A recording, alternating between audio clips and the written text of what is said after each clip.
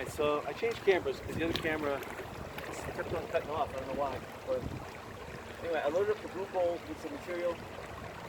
I was thinking about putting another hose to get a third hose going because the water that I have going in there right now is just not it's not too powerful enough. Either I have to move the blue bowl down a bit to a lower place so the gravity will help the flow, or maybe I could reposition these up a little higher.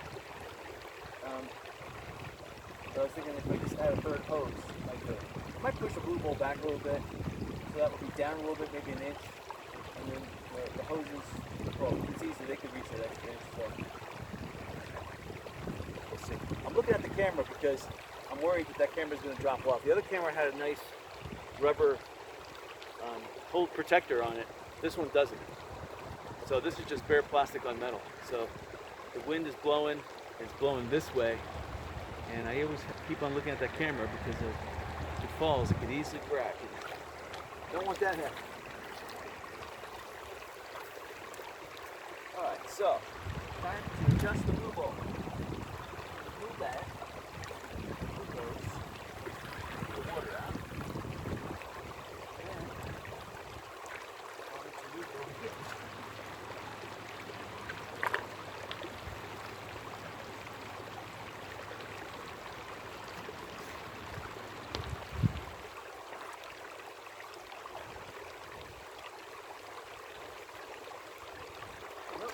Not really flowing the way I want it to flow, but we'll see.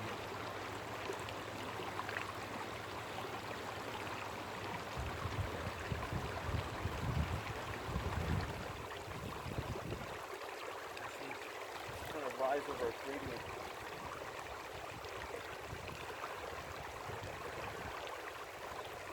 Although I'm looking at the workflow right now, it's flowing actually really good.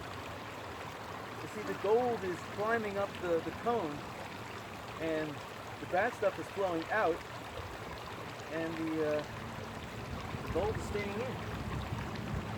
So this may actually work like this. Make sure that this flow is secure. Put a lighter rock on it. Fix that. Alright. I'll just let it go like that, see what happens. And then sometimes what I do is I just mix it up sometimes, see what will happen. Good job. Alright, here's my shovel.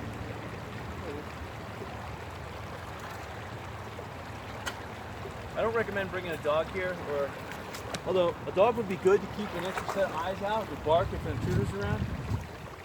But it's just an extra distraction. But if you're in an area that it's either quasi, you're unsure about, then having a dog around, a dog that's not going to run around, so you have to keep on tending him, but a dog that will be silent and just keep an eye out, that would help out big time.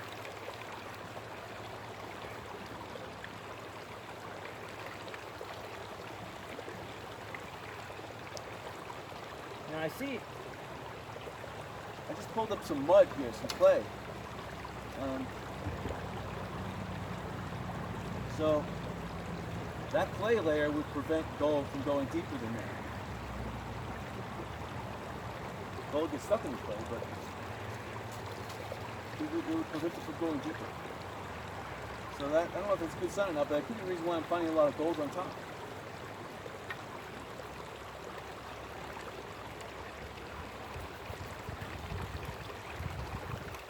See all that black clay mud.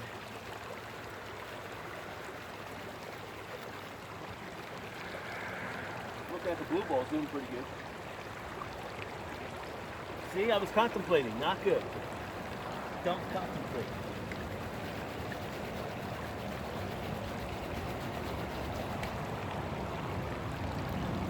Whew. I tell you, this is back-breaking work.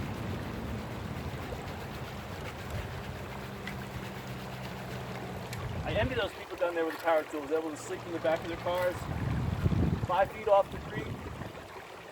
Power tool's doing all the work. We're sitting back, probably surfing the internet.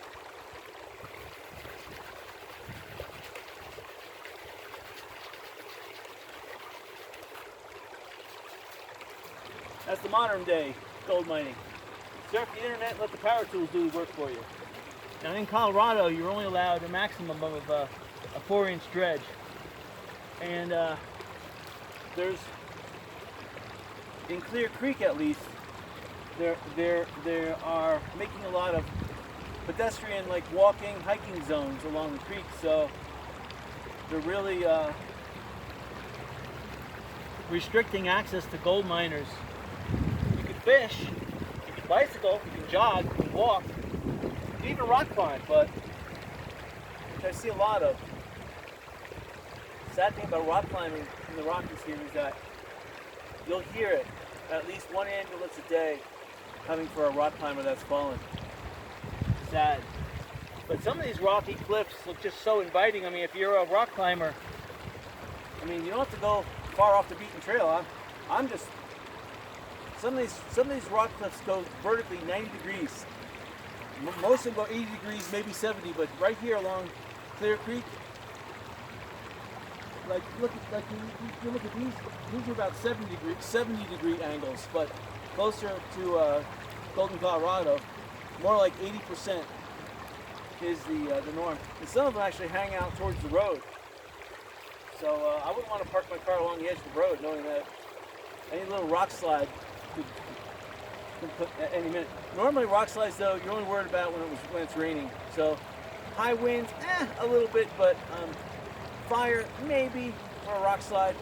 But a sunny day like this, with this light breeze, there's going to be very little rocks falling down. I mean, true, there could be like a lizard that touches a little stone, causes it to fly, which escalates, hits another little stone, causes that to fly, hits a boulder, causes that to fly. So yeah, you will have stuff like that happen, but that's rare. Or birds flying and touch a little stone and cause a little slide, but little slides. They have some boulders though that are about 40 tons, look the size of a bus that come rolled down. And luckily they didn't hit anyone. Again, you want to fortify your dam. You don't want to waste the effort, because I'll probably be back out here tomorrow since it looks so promising. And the next day, as long as it doesn't rain.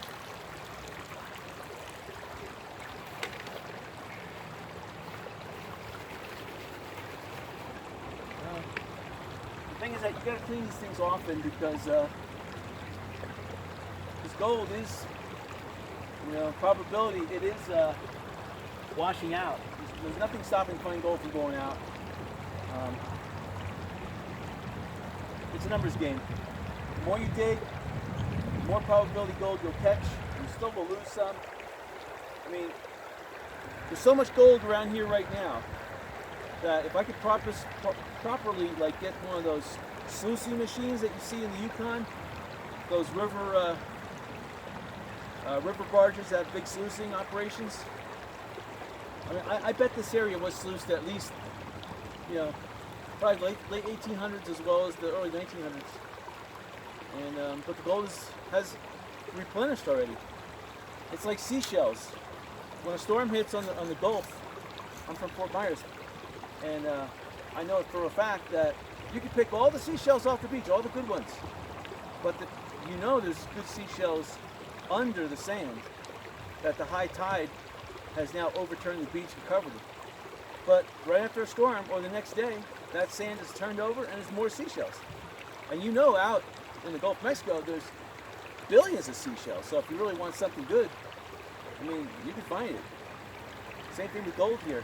On all these banks, behind all these trees, underneath the trees, everywhere, all the crevices, up and down the mountain slopes here, there's gold.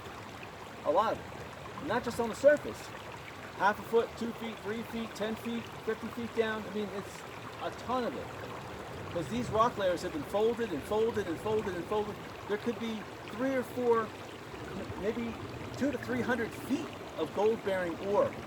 And of course, we're not even getting down to the mantle where all the liquid gold is. But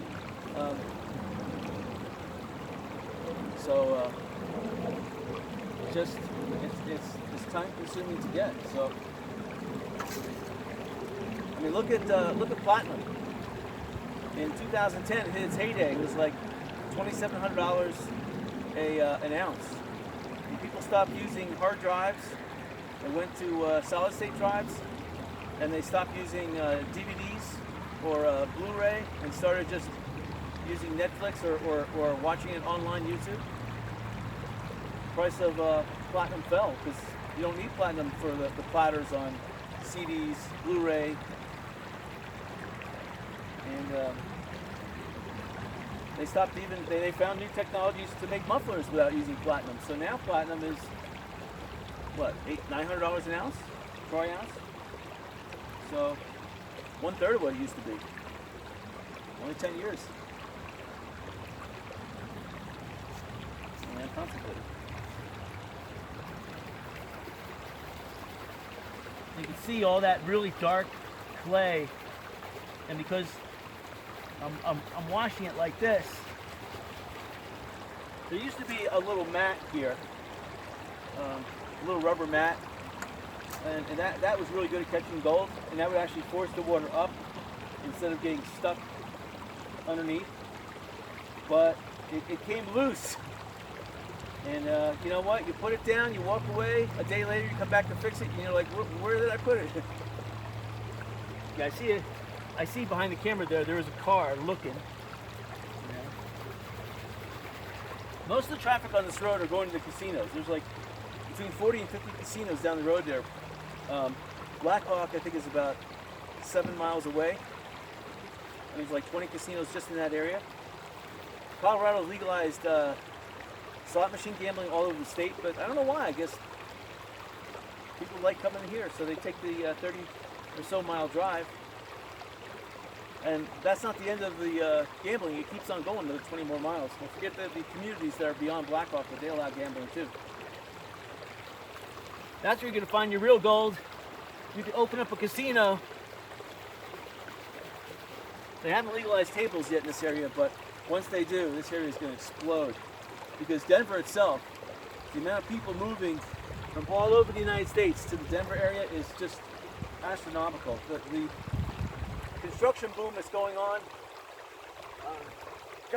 just to get acclimated to the area, I drove all around south and north, and the older communities are not necessarily rejuvenating. It's just that there's a lot of new communities that are coming up, so it's sprawling. There's still a lot of farmland, well, not in Denver, but there's a lot of farmland on the periphery, so you'll never be at build out per se. You can keep on sprawling if you're a city, but Golden, Colorado's got a lot of nice property. If you're looking to buy something up in the mountains, the problem is winter and snow. So if you don't mind 6 feet of snow, 4 months of the year, then it's all right. But a lot of people in this area, they're taking up bicycling, which is pretty awesome. There's a lot of bicycle trails too. A lot of old railroad lines have been converted into, I guess, exercise pedestrian paths, and I see a lot of bicyclists on them. I think if you're going to open up a business here in Denver, I think the best business would be an electric bike business, because I see people with their heroic 10 speeds, or whatever they are now, 28 speeds or whatever, and they're doing a great job. The thinner the tires, the less friction you have with the surface of the road, so the more force you have. But some of these little hills are actually big hills, and these big hills are really big, so I don't know how bicyclists, you might be able to go a mile or two and then turn around and come back, and that's your I walked up to my lodge. I had to walk up 100 feet, or maybe 150 feet, and I was winded. So you gotta be in shape, that's for sure, to bicycle in this area. But for an e-business, e-bike business, I would think that you can pedal if you want, or switch it to E to get up the hill and then pedal down the hill, or if you're on a flat surface, you can pedal.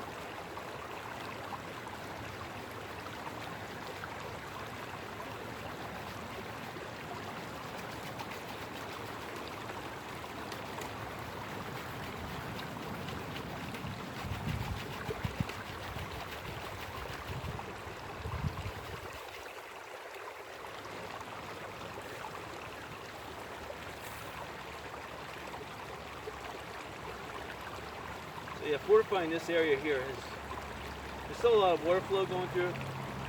I can't dam up all the water, but I can see that the water line has grown outwards a little bit on both sides. So I know there's more and more water being backed up. So as long as the flow of water is going to the blue bowl, which looks pretty good.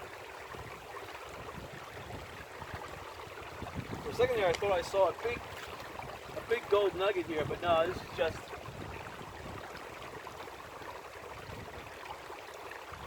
yellow quartz.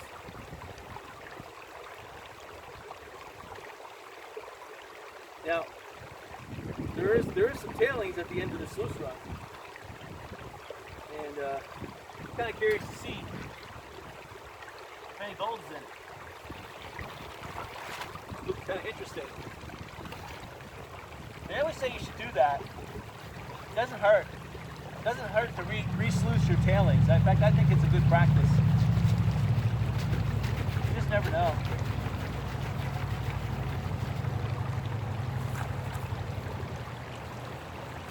Let's do one more scoop.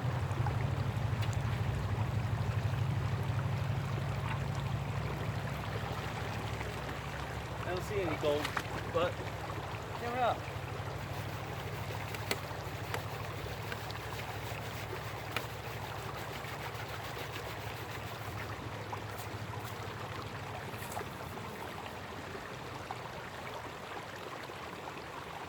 It's looking pretty good here. I don't see gold per se.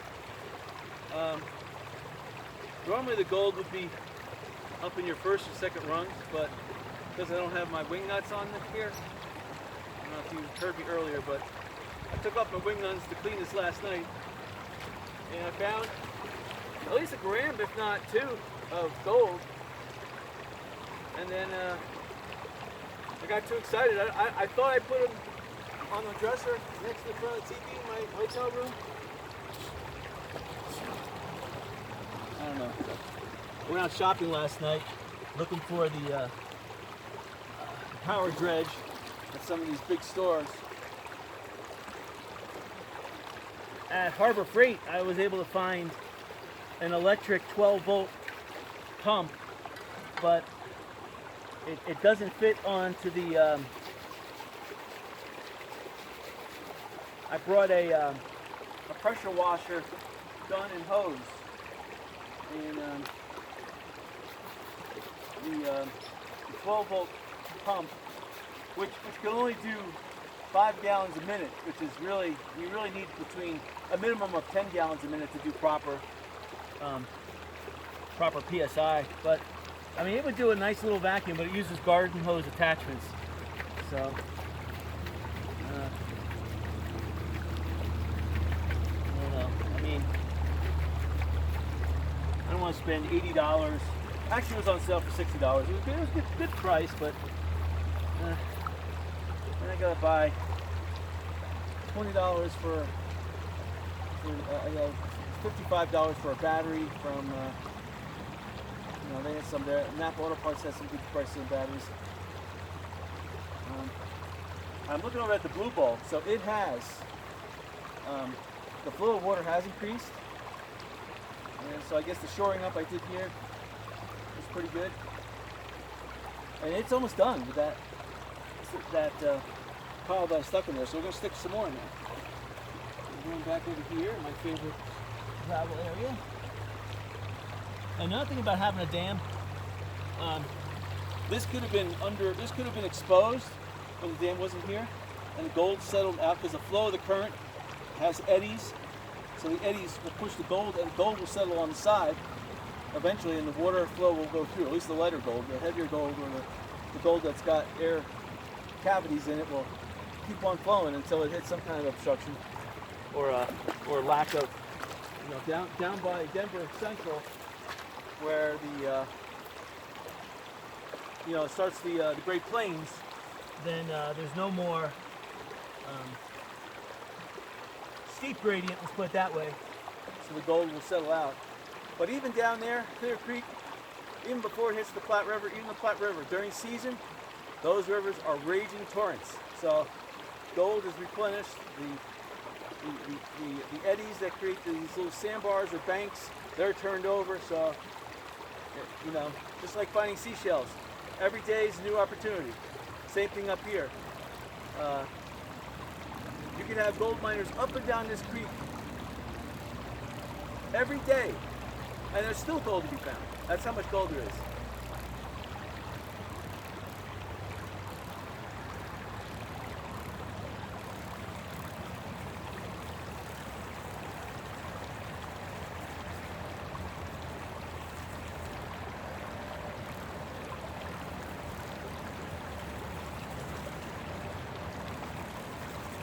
Could use some more water flow, right?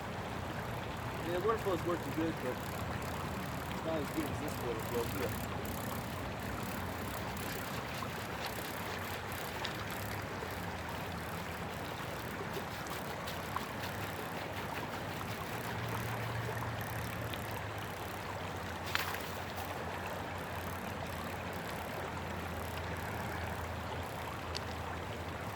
Just taking up some of the obstructions and letting the it allows the water to flow through a little better.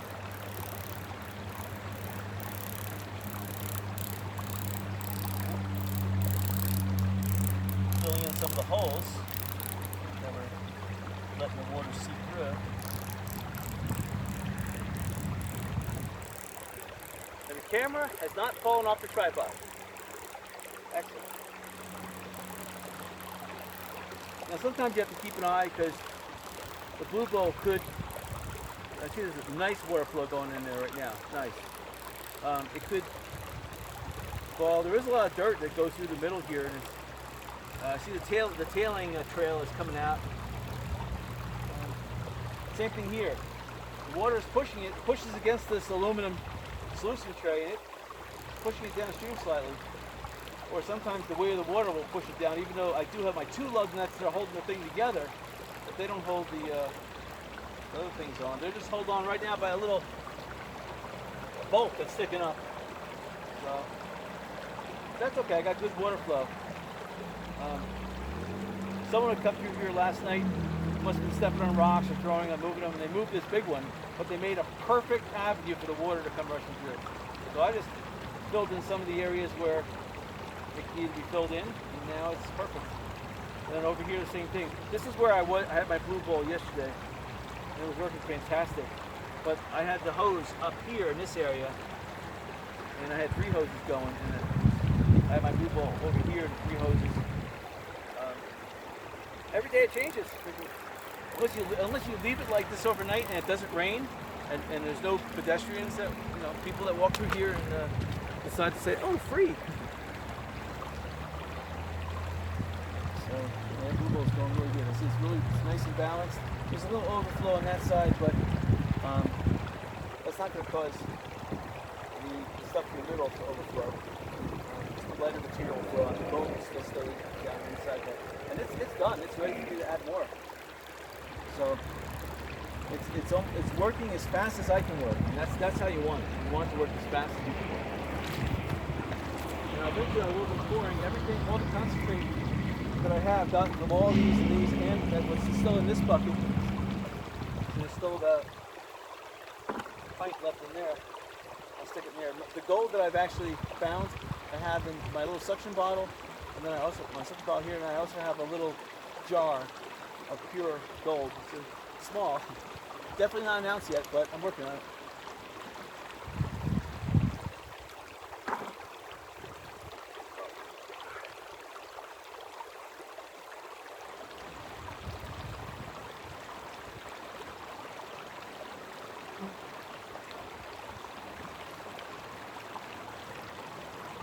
So before I sluice this, I want to take off as much as I can. So I want the water to help sluice it for me. So I just want to take out these rocks.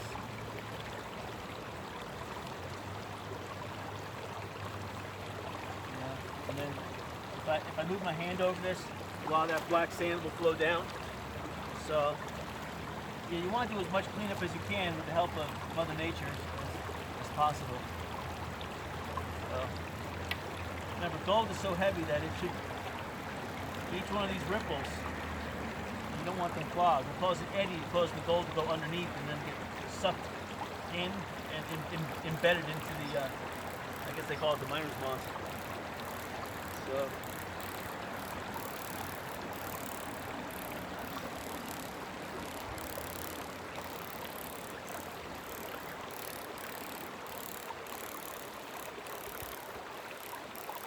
of course, if I was worried about gold falling out, I would scoop up some of the tailings and do it.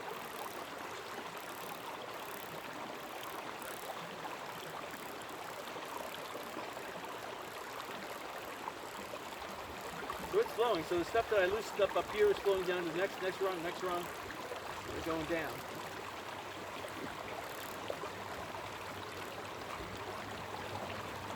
All right. So here's what we're going to do.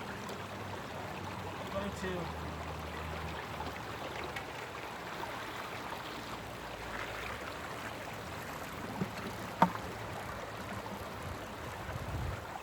flow up backwards because water was only meant to flow in one direction, so that was actually bad. I probably lost the boat by now. Just put it in the bucket like so. This is how I would do it. Splash it.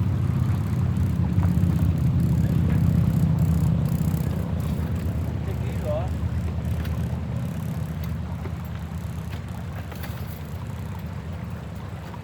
Splashing.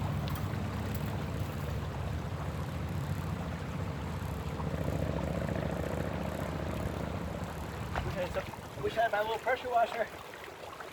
Like that. Most of the gold is going to be in this and this. So here you're going to find most of your black sand on the top and inside these rungs.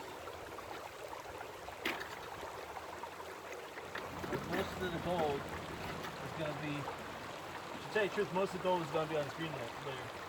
But I even see a piece staring at me. Piece right there. I'm seeing it. I'm seeing gold flakes. I know they're not fool's gold. Fool's gold, like, weighs just slightly more than water.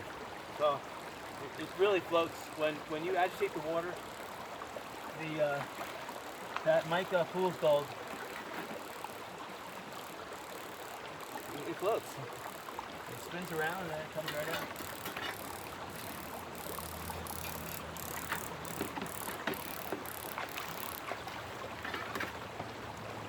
Yeah, just trying to clean it up. You don't have to get it perfect because you're going to put it right back together and you're going to put it right back to work. So you want to really do this as fast as possible. Stop contemplation time, stop doing that.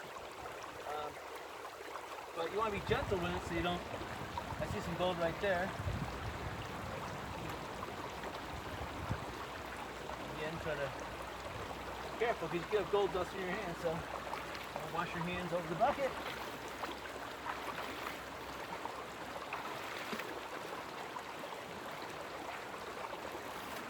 Move this up.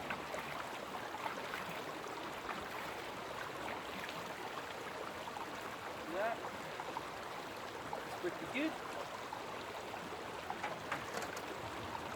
So you know how to put that back in the stream. So now that the blanket with a piece of rubber with little rungs on it that I lost, that always goes where the intake of the water is, so the water flows like that. And because the aluminum overlaps, you want the aluminum overlapping so the gold doesn't go underneath it. So basically, just do the best to rinse these. To tell you the truth, rinsing these, the fine gold, after you rinse it, is still in here. The best gold is still stuck in here after you rinse it. So you just gotta be really careful washing these things and rinsing it. It's yeah.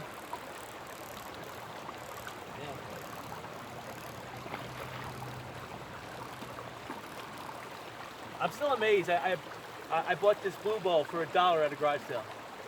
I had some people look down here. It's okay. They saw the camera, they saw me talking, so they didn't want to be part of the motion picture, I guess. You gotta be careful with this, make sure you don't rip it. but I can feel this is still laden with gold. I don't know what it is with gold, but it seems like when gold comes in contact with the air, I think it's nitrogen. Gold dries really fast. I don't know what it is, but it seems like gold and nitrogen have some kind of a anti-water property. Yeah, see, I see gold there. I see gold dust there in that mat.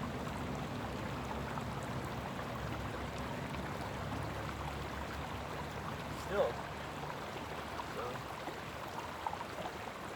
I'm just wondering if that gold was from North Georgia.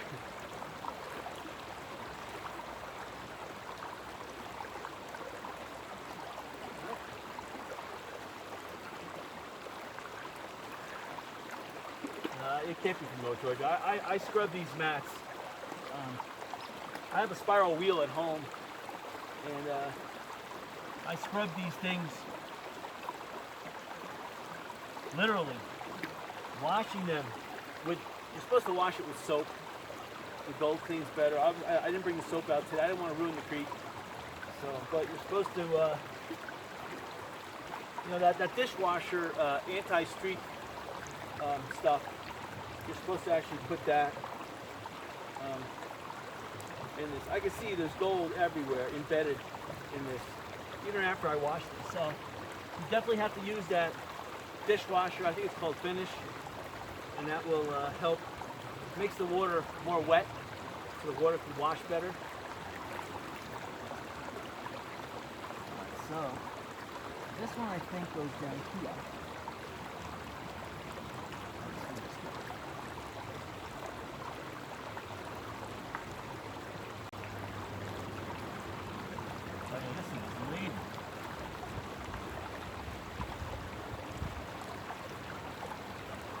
I'll get back to the hotel room.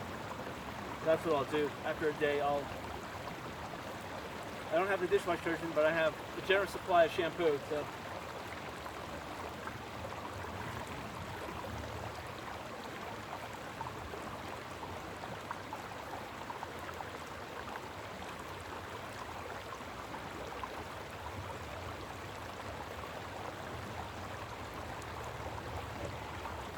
All right.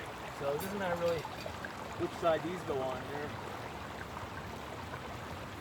We'll work anyway. Just make sure that goes on where it should go. And this goes on where it should go.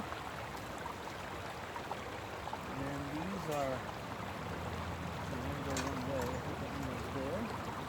This one goes here. Looks about right. Make sure your bolts are tight. Back into production. Be careful about spilling. You're going to lose gold, but nothing you can do.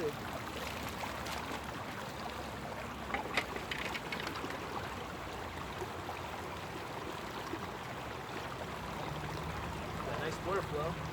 Oh, this thing's heavy. Can't believe I got to carry this up 150 feet to the hotel room. Oh man. So.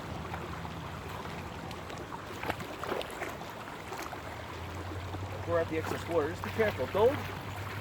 Oh, there's a dead bee. Oh. Gold will float. Gold. Some gold specks. You know, gold is not like perfectly spherical. It has cavities, and if air can get in there, I'm thinking this nitrogen thing. A little bit of nitrogen with gold. Gold, maybe what, 16 times heavier than water or so. With one drop of air. And that could bring it down to a 5. I mean, practically float. So you gotta be careful. I wouldn't worry about. You're gonna lose extremely fine gold because it's bound to that, whatever it binds to, nitrogen or whatever. But like I see fine gold floating in the water there. Could be mica. Could be fool's gold, but it's probably real gold. You know, right? No way you're going to catch everything. Whether you lose it here or you lose it sluicing somewhere else, it looks like some copper's floating right there. It's going to go over the edge. Oh, very good.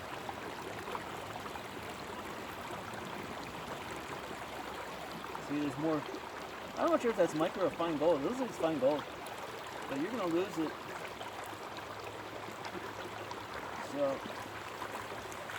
So this now has to go in that blue bowl, which I'll do a little bit later.